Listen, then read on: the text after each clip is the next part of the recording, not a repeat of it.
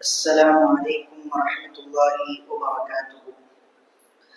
الحمد لله رب العالمين، والصلاة والسلام على خاتم النبيين وعلى آله الطيبين وأصحابه الطاهرين والمؤمنين والمسلمين كلهم أجمعين، أما بعد، فقد قال الله سبحانه وتعالى في القرآن المجيد وفي محكم تنزيله: إن عدة الشهور عند الله 12 شهرا في كتاب الله يوم خلق السماوات والأرض منها 4 حرم. صدق الله العظيم. وقال نبينا وسيدنا محمد رسول الله صلى الله عليه وسلم في حديثه الشريف: السنة 12 شهرا منها 4 حرم، 3 متواليات ورجب مضر بين جمادى وبين شعبان كما قال عليه الصلاة والسلام. எல்லா புகழும் அல்லாஹ் சுப்ஹானஹு வ தஆலா ஒருவனுக்கே உரித்தாகிறது. அவனது ஸலாத்தும் ஸலாமும் கண்மணி நாயகம் ஸல்லல்லாஹு அலைஹி வஸல்லம் அன்னாரின் மீதும் அவர்களின் தூய வாழ்வினை பின்பற்றி வாழ்ந்த உத்தம சத்திய சஹாபாக்கள், தாபிஈன்கள், தபுத் தாபிஈன்கள், நாதாக்கள், சுஹதாக்கள், நல்லோர்கள், மேலும் இந்த நல்ல ஜும்ஆ நாளிலே வீற்றிருக்கக்கூடிய நம் அனைவரின் மீதும் என்றென்றும் நிறைவாக உண்டாவதாக. ஆமீன். எல்லாம் அல்ல அல்லாஹ் சுப்ஹானஹு வ தஆலா அவன் படைத்த 12 மாதங்களில் சில மாதங்களை ஒரு குறிப்பான சிறப்புக்குரிய மாதங்களாக ஆக்கியிருக்கின்றான். அல்லாஹ் சுப்ஹானஹு வ தஆலா தன்னுடைய திருமறை குர்ஆனிலே ஒரு வசனத்தில் இவ்வாறு கூறுவான்: இன்ன அத்தக ஷுஹூரி இன்தல்லாஹி 12 ஷஹ்ரா. அல்லாஹ்விடத்தில் ஒரு வருடத்தில் 12 மாதங்கள் குர்ஆனிலே அவருடைய கிதாபிலே அது வழிவகுக்கப்பட்டுள்ளது. அந்த 12 மாதங்களில் 4 மாதங்கள் மின்ஹா அர்பஅத்துன் ஹுரும், 4 மாதங்கள் மற்றும் ஒரு குறிப்பான சிறப்புகளை உள்ளடக்கிய மாதங்களாக உள்ளன என்ற ஒரு வசனத்தை அல்லாஹ் தன்னுடைய திருமறையிலே கூறுவான்.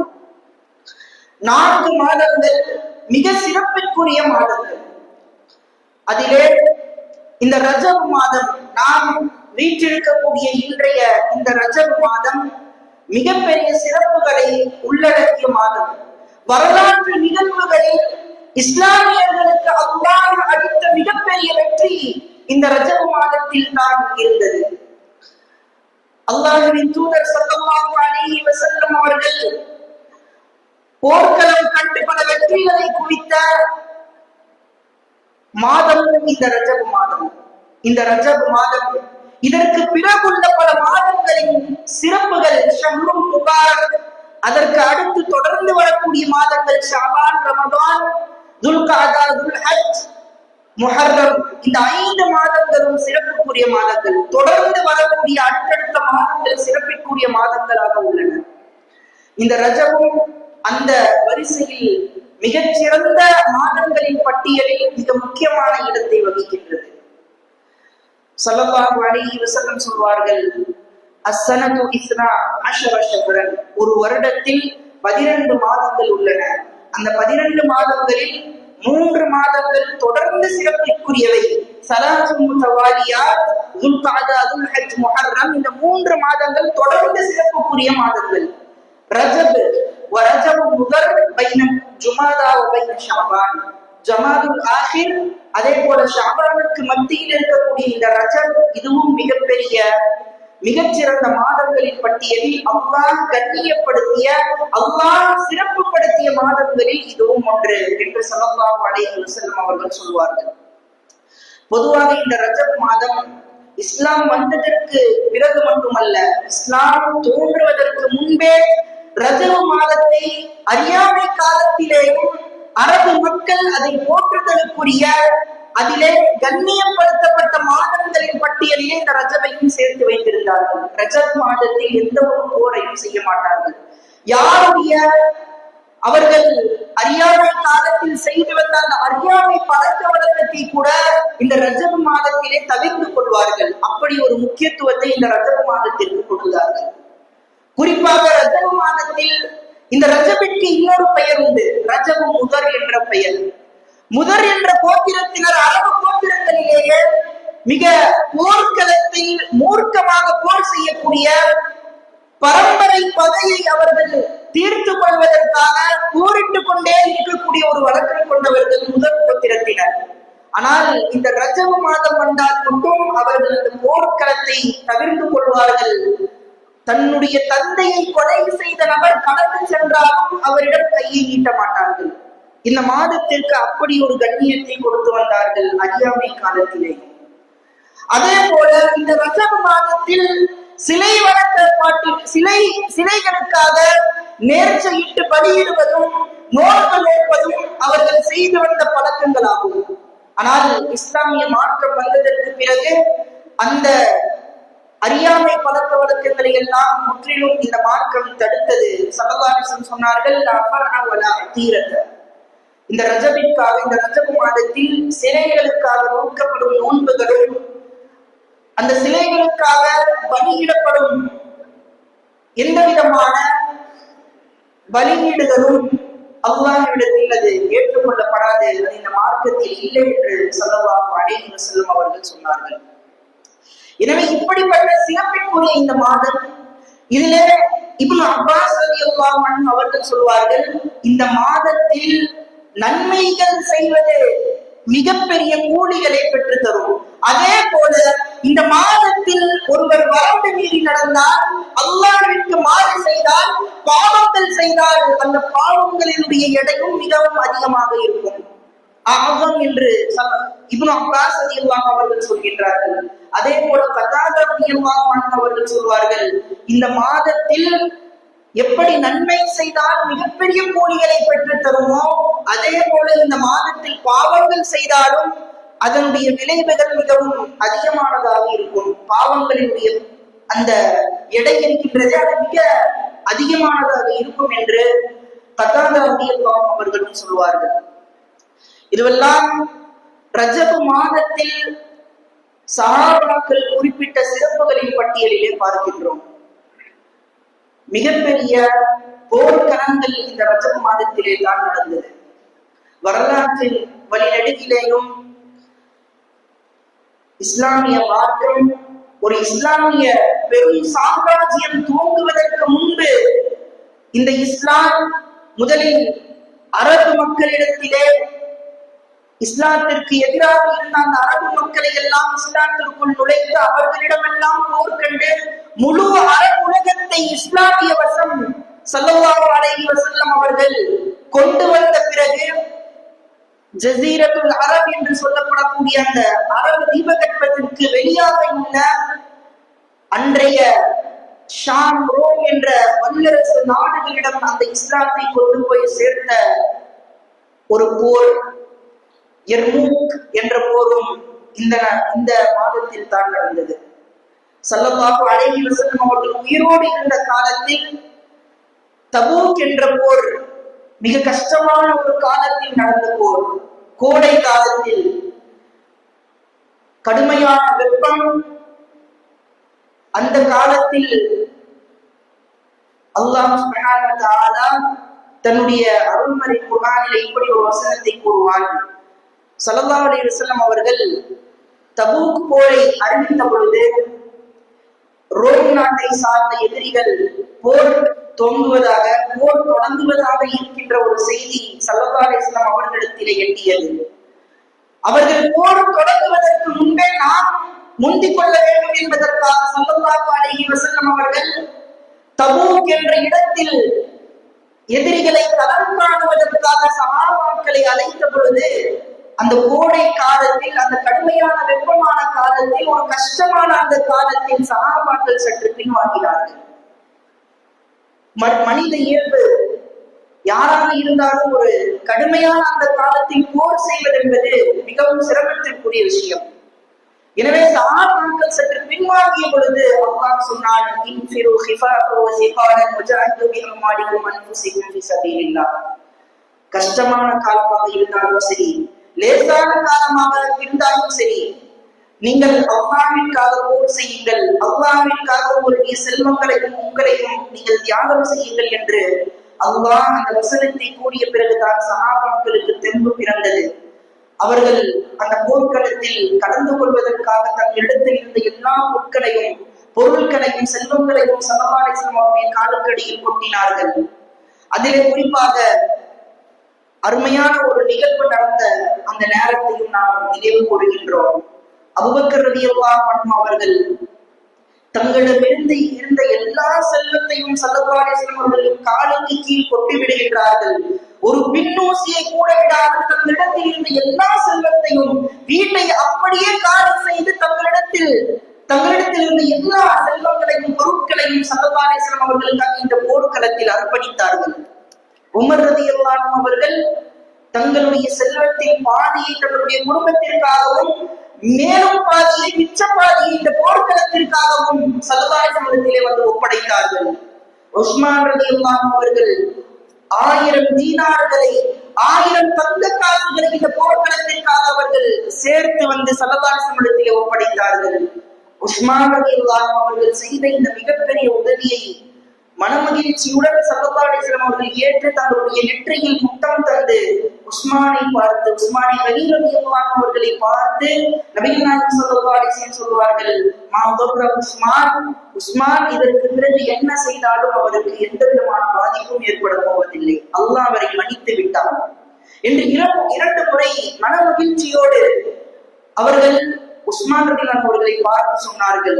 மிக கஷ்டமான காலத்தில் கடுமையான சூழ்நிலையில் தங்களிடத்தில் இருந்த எல்லா செல்வங்களையும் போர்க்களத்திற்காக நபிகள் நாயகம் ஸல்லல்லாஹு அலைஹி வஸல்லம் வந்து ஒப்படைத்து தங்களுடைய ஈமானை நிரூபித்த சஹாபாக்கள் இந்த ரஜப மாதத்தில் நடந்த அற்புதமான நிகழ்வுகளில் ஒன்று. அதிலே குறிப்பாக உமர் ரலியல்லாஹு அன்ஹு அவர்களை பார்த்து ஸல்லல்லாஹு அலைஹி வஸல்லம் கேட்பார்கள், நீங்கள் வீட்டிலே எவ்வளவு விட்டு வந்தீர்கள் என்று. நான் பாதி செல்வத்தை என்னுடைய குடும்பத்திற்காக விட்டு வந்தேன் என்று சொல்வார்கள். அபூபக்கர் ரலியல்லாஹு அன்ஹு அவர்களை பார்த்து கேட்பார்கள், நீங்கள் வீட்டிலே எதை விட்டு வந்தீர்கள்? நான் எல்லாவற்றையும் உங்களுக்காக எடுத்து வந்து விட்டேன், அல்லாஹ் ரசூலையும் நான் வீட்டில் வைத்து விட்டு வந்தேன் என்று அபூபக்கர் ரலியல்லாஹு அன்ஹு அவர்கள் சொல்வார்கள். அபூபக்கர் ரலியல்லாஹு அன்ஹு அவர்களை பாராட்டி ரசூலுல்லாஹி ஸல்லல்லாஹு அலைஹி வஸல்லம் அவர்கள் மகிழ்ச்சியோடு பாராட்டுவார்கள் என்பதை பார்க்கின்றோம்.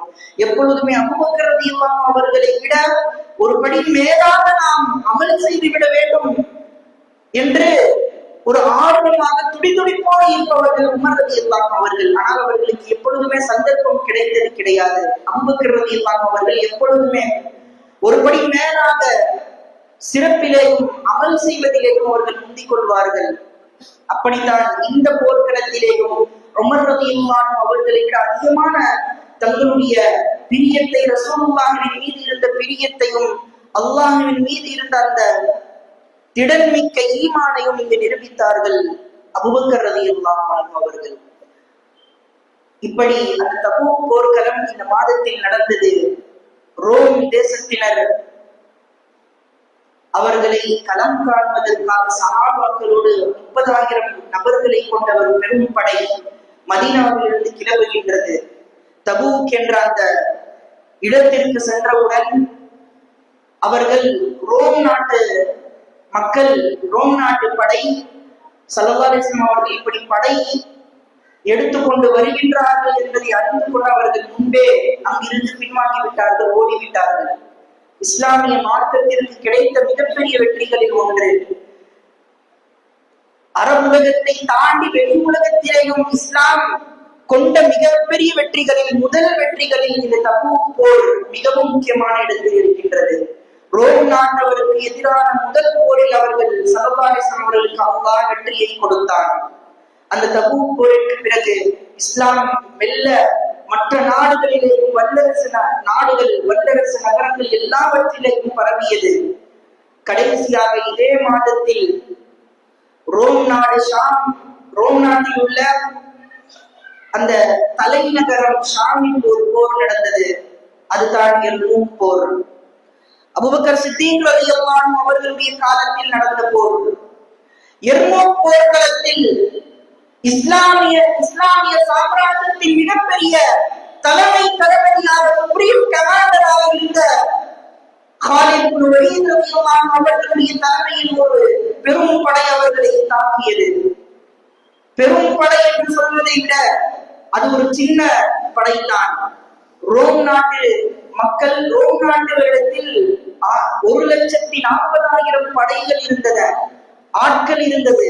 ஆனால் இஸ்லாமிய மக்களிடத்தில் வெறும் 30,000 சொச்சம் நபர்களை கொண்ட, வெறும் 40,000-க்கும் மேற்பட்ட நபர்களை கொண்ட அந்த வீரர்களை கொண்ட ஒரு போர்க்களம். அல்லாஹ் அதிலே மிகப்பெரிய வெற்றியை தந்தான். அந்த போர் நடந்ததும் இந்த ரஜப் மாதம் தான். ரஜப் 5ஆம் தேதி அவர்கள் அந்த போர்க்களத்திலே வெற்றியை கண்டார்கள். அந்த எர்மூக் போர்க்களத்தில் நடந்த ஒரு அருமையான நிகழ்வு நம்முடைய இந்த இஸ்லாமிய மக்களுக்கு, இன்றைக்கு வாழக்கூடிய இஸ்லாமிய மக்களின் ஒற்றுமைக்காக அங்கு நடந்த ஒரு நிகழ்வு நமக்கு பாடமாக அமைந்தது. அபூ ஜஹம் ரலியல்லாஹு அவர்கள் சொல்கின்றார்கள், எர்மூக் போர்க்களத்தில் என்னுடைய சச்சா போரெல்லாம் முடிந்த பிறகு அவர்கள் குற்றுயிராக கிடந்தார்கள். தண்ணீருக்காக தாகித்து அவர்கள் முழங்கிக் கொண்டிருந்தார்கள். நான் தண்ணீரை எடுத்துக்கொண்டு வந்தேன். எங்கு பார்த்தாலும் சடலங்களாக இருந்தன.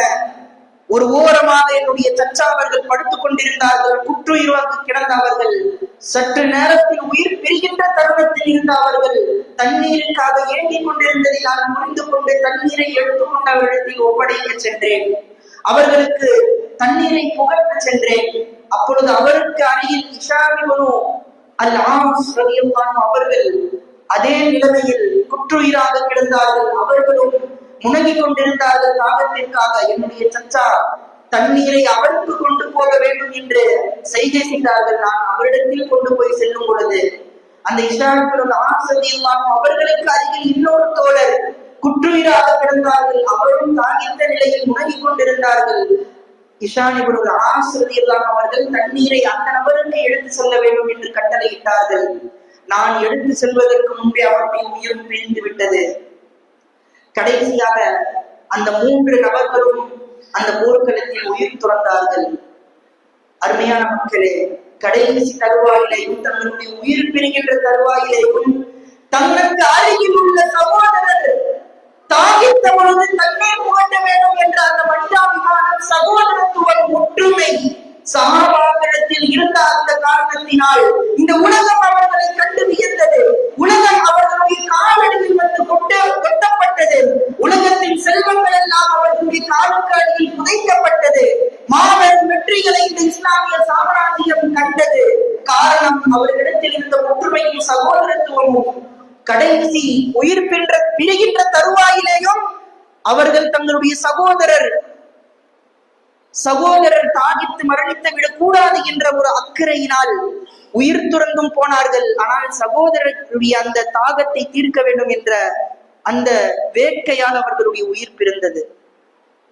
மிகப்பெரிய ஒரு அழகான நிகழ்வு நடந்த இந்த எர்மூக் போர்க்களத்தில் அல்லாஹ் சுப்ஹானஹு வ தஆலா பல படிப்பினைகளை இந்த ரஜப மாதத்தில் நடந்த போர்க்களங்களில் எல்லாம் வைத்திருக்கின்றான். அதே போல புகழ்பெற்ற ஃபத்ஹுல் குதுஸ் சலாஹுத்தீன் அய்யூபி ரலியல்லாஹு அன்ஹு அவர்கள் மாபெரும் போர்க்களம் கண்ட வீரர், மாபெரும் அரசர், மிகப்பெரிய வீரசாலியான அவர்கள் ஃபத்ஹுல் குதுஸ் நகரத்தை, அந்த ஜெருசலத்தை வெற்றி கொண்ட அந்த மாதம் இந்த ரஜப மாதம் தான். ரஜப 27 பைத்துல் முகத்தஸை சலாஹுத்தீன் அய்யூபி ரலியல்லாஹு அன்ஹு அவர்கள் வெற்றி கொள்கின்றார்கள். பெரும் படையை திரட்டினார்கள். அரபு மக்கள், துருக்கி மக்கள், குர்திஸ்தான் என்று சொல்லக்கூடிய அந்த குர்து மக்கள் அனைவரையும் ஒன்றாக திரட்டி போர்க்களம் கண்டார்கள். ஜெருசலம் நகரத்தின் மேற்கு புறத்தை அவர்கள் சூழ்ந்து அங்கு தாக்கிய பொழுது பல நாட்கள் நீடித்தது. கடுங்காவலில் எதிரிகள் வைக்கப்பட்டார்கள். கடைசியாக அமைதி ஒப்பந்தத்திற்கு உடன்பட்டு அந்த பைத்துல் முகத்தஸை பாதுகாத்து வந்த அந்த சிறுவை போர்படை வீரர் அவர் அந்த சாவியை பைத்துல் முகத்தஸை சலாஹுத்தீன் அய்யூபி ரலியல்லாஹு அன்ஹு அவரிடத்திலே வந்து ஒப்படைத்தார்கள். அந்த மிகப்பெரிய நிகழ்வு நடந்த நாளும் இந்த 29வது ரஜபில் தான். எனவே இந்த ரஜப மாதம் பல சிறப்புகளை உள்ளடக்கிய மாதம். வரலாற்று போர்க்களங்களும் வரலாற்றில் இடம் பிடித்த பல நிகழ்வுகளும் நம்முடைய இன்றைய சூழலில் பெறுவதற்கு எளிதான பல படிப்பினைகளையும் தந்த மாதம் இந்த ரஜப் மாதம். எனவே இப்படிப்பட்ட இந்த மாதத்தில் நம்முடைய நினைவில் வர வேண்டிய துஆ, இன்றைய மக்கள் எந்த பைத்துல் முகத்திஸிற்காக போராடி கொண்டிருக்கின்றார்களோ, லட்சக்கணக்கான மக்கள் உயிர் துறந்து இன்னும் ஷஹாதத்தை ஏற்றுக்கொண்டிருக்கின்றார்களோ, அந்த மக்களுக்காக கையேண்டுவதும், அவர்கள் கண்ட போர்க்களங்களில் அல்லாஹ் எல்லாவற்றிலேயும் மிகப்பெரிய வெற்றியை தர வேண்டும் என்ற துஆவையும் நாம் இந்த மாதத்தில் செய்ய கடமைப்பட்டிருக்கின்றோம். வல்லோன் அல்லாஹ் இந்த ரஜப் மாதத்திலே அதிகமான அமல் செய்யக்கூடிய, மேலும் இதற்கு அடுத்து வரக்கூடிய மாதங்களில் ஷஅபான், ரமதான் போன்ற மாதங்களுக்கான முன் தயாரிப்புகளை சரியான முறையில் இந்த மாதத்திலேயே செய்யக்கூடிய பாக்கியத்தையும் வல்லோன் அல்லாஹ் தந்தருள்வானாக. இந்த மாதத்தில் கிடைத்த எல்லா விதமான படிப்பினைகளின்படி நம்முடைய வாழ்க்கையை அமைத்துக் கொள்ள வல்ல ரஹ்மான் தௌஃபீக் செய்வானாக. ஆமீன். வஆஹிரு தஅவானா அல்ஹம்துலில்லாஹி ரப்பில் ஆலமீன். அஸ்ஸலாமு அலைக்கும் வரஹ்மத்துல்லாஹி வபரகாத்துஹு. சுன்னத்துல்லாஹி